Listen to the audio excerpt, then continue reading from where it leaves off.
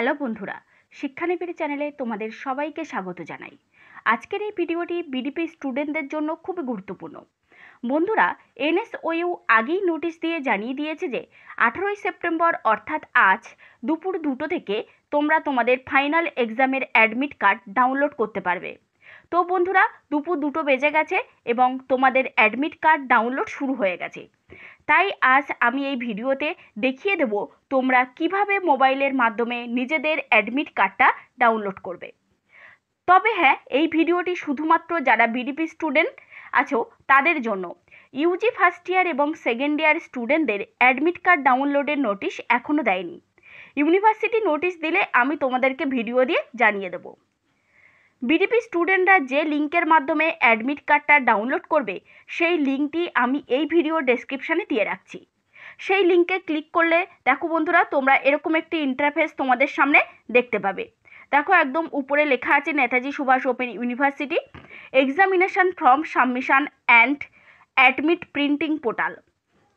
আর এই অ্যাডমিট কার্ডটা কিভাবে ডাউনলোড করবে দেখো বন্ধুরা, এখানে এনরোলমেন্ট নাম্বার আছে, অর্থাৎ তোমরা তোমাদের এনরোলমেন্ট সার্টিফিকেটের যে এনরোলমেন্ট নাম্বারটা আছে সেই এনরোলমেন্ট নাম্বারটা এখানে পুট করবে। আমি এখানে একটা এনরোলমেন্ট নাম্বার দিচ্ছি। দেখো বন্ধুরা, একটা এনরোলমেন্ট নাম্বার আমি দিলাম। নিচে দেখো ডাউনলোড এবং ক্যান্সেল, তোমরা ডাউনলোডে ক্লিক করবে। আমি ডাউনলোডে ক্লিক করলাম। দেখো বন্ধুরা, অ্যাডমিট কার্ডটা ডাউনলোড হয়ে গেছে।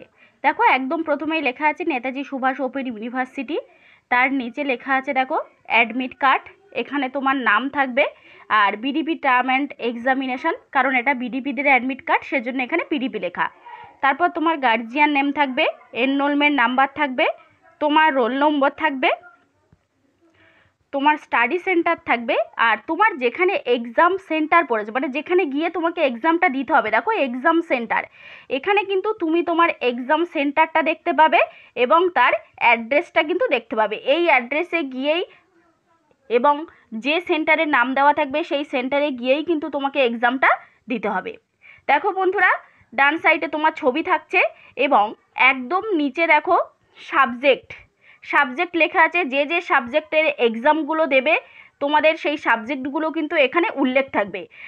এই সাবজেক্টগুলোই তোমাকে এক্সাম দিতে হবে। তার নিচে দেখো অ্যাডমিট কার্ডে তোমাদের লেখা আছে পরীক্ষার্থীর জন্য নির্দেশাবলী। বন্ধুরা, আমি আগেই ভিডিওতে বলে দিয়েছি যে তোমাদের কি কি নির্দেশ মানতে হবে, তো আমি আরও একবার বলে দিচ্ছি। দেখো 1 নম্বরে তোমাদের বলেছে পরীক্ষার্থীকে পরীক্ষার সময়সূচি বিশ্ববিদ্যালয়ের ওয়েবসাইট থেকে দেখে নিতে হবে। অর্থাৎ বন্ধুরা, যে তোমাদের যে রুটিন দিয়েছে সেই রুটিন অনুযায়ী তোমাদেরকে পরীক্ষার হলে উপস্থিত থাকতে হবে। 2 নম্বর বলছে দেখো বৈধ অ্যাডমিট কার্ড, অর্থাৎ এই যে তোমরা অ্যাডমিট কার্ডটা ডাউনলোড করছো এটা প্রিন্ট আউট করে নেবে এই অ্যাডমিট কার্ড এবং মূল এনরোলমেন্ট কাম আইডেন্টি কার্ড, অর্থাৎ তোমাদের অরিজিনাল এনরোলমেন্ট সার্টিফিকেট, কোনো জেরক্স বা নেট কপি নয়, অরিজিনাল। এটা ছাড়া কিন্তু পরীক্ষার্থীকে পরীক্ষার কেন্দ্রে প্রবেশ করতে দেওয়া হবে না। 3 নম্বর দেখো পরীক্ষার্থীকে পরীক্ষার সময়সূচি যথাযথভাবে মেনে চলতে হবে। 4 নম্বর পরীক্ষা শুরু নির্দিষ্ট সময়ে 30 মিনিট আগে পরীক্ষা কেন্দ্রের দরজা খোলা হবে। বন্ধুরা, আমি আগেও বলেছি এবং আবারও বলছি যে পরীক্ষা শুরুর কিন্তু নির্দিষ্ট সময়ে মানে যখন থেকে তোমাদের পরীক্ষা শুরু হবে তার ঠিক 30 মিনিট আগে কিন্তু তোমাদের পরীক্ষা কেন্দ্রের অর্থাৎ হলের দরজা খোলা হবে। নেক্সট 5 নম্বর দেখো কোনো পরীক্ষার্থী পরীক্ষা শুরুর 1 ঘন্টা পরে পরীক্ষা কেন্দ্রে প্রবেশ করতে পারবে না। পরীক্ষা শুরু হবার পর পরীক্ষার্থী যদি পরীক্ষা কক্ষ মানে পরীক্ষার হল ছাড়তে চান তাহলে 1 ঘন্টা পরে প্রশ্নপত্র এবং উত্তরপত্র দুটোই জমা দিয়ে সে কিন্তু হল থেকে বেরিয়ে আসতে পারবে। 6 নম্বর দেখো পরীক্ষার্থীকে বিশেষভাবে সতর্ক করা হচ্ছে যে পরীক্ষা চলাকালীন কোনো অসৎ উপায় অবলম্বন করলে বিশ্ববিদ্যালয়ের নিয়ম অনুযায়ী কঠোর ব্যবস্থা গ্রহণ করা হবে। তো বন্ধুরা, তোমরা ভালোভাবে পড়ে পরীক্ষাটা দিতে যেও। 7 নম্বর পয়েন্ট দেখো পরীক্ষা কক্ষে মোবাইল ফোন এবং যে কোনো বৈদ্যুতিন সরঞ্জাম সম্পূর্ণভাবে নিষিদ্ধ, অন্যথায় এটি বাজেয়াপ্ত করা হবে এবং অসৎ উপায় অবলম্বনের নিয়ম অনুসারে বিশ্ববিদ্যালয়ের শাস্তির ব্যবস্থা গ্রহণ করা হবে। তাহলে তোমরা কিন্তু মোবাইল ফোন নিয়ে কেউ হলের মধ্যে প্রবেশ করবে না। এটা যদি ধরা পড়ো তাহলে কিন্তু ওই ফোনটাও ওরা নিয়ে নেবে এবং তোমার কঠোর শাস্তির ব্যবস্থা করবে।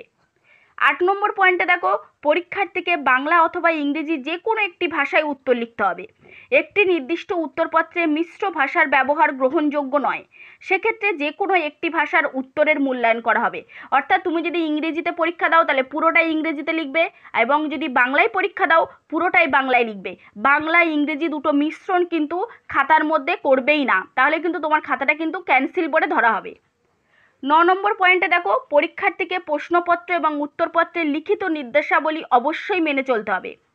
10 নম্বর পয়েন্ট, উপরের উল্লিখিত নিয়মকানুন ছাড়াও বিশ্ববিদ্যালয়ের পরীক্ষা সংক্রান্ত সমস্ত নিয়মাবলী পরীক্ষার্থীকে কঠোরভাবে মেনে চলতে হবে। তাহলে বন্ধুরা, এই নিয়মগুলো কিন্তু তোমাদের অবশ্যই মানতে হবে। এখানে বাংলায় দেওয়া আছে, আর নিচে দেখো গাইডলাইন ফর দ্য এক্সামিন, মানে তোমাদের এটা ইংলিশে দেওয়া আছে। যার যেটা সুবিধা হবে সে সেটা ভালোভাবে পড়ে নিয়ে এই নিয়মগুলো অবশ্যই তোমরা ফলো করবে। আর অরিজিনাল এনরোলমেন্ট সার্টিফিকেট এবং এই অ্যাডমিট কার্ডের কপি, এই দুটো কিন্তু অবশ্যই তোমরা পরীক্ষার হলে নিয়ে যাবে, নাহলে কিন্তু পরীক্ষার হলে তোমরা প্রবেশ করতে পারবে না। বন্ধুরা, এই বিষয়ে যদি আরও কিছু জানার থাকে তাহলে অবশ্যই তোমরা কমেন্ট বক্সে জানাতে পারো, বা এই ভিডিওর ডেসক্রিপশানে আমার সাথে যোগাযোগের সমস্ত সোশ্যাল মিডিয়ার লিঙ্ক আছে, তোমরা সেখান থেকেও আমার সাথে যোগাযোগ করতে পারো।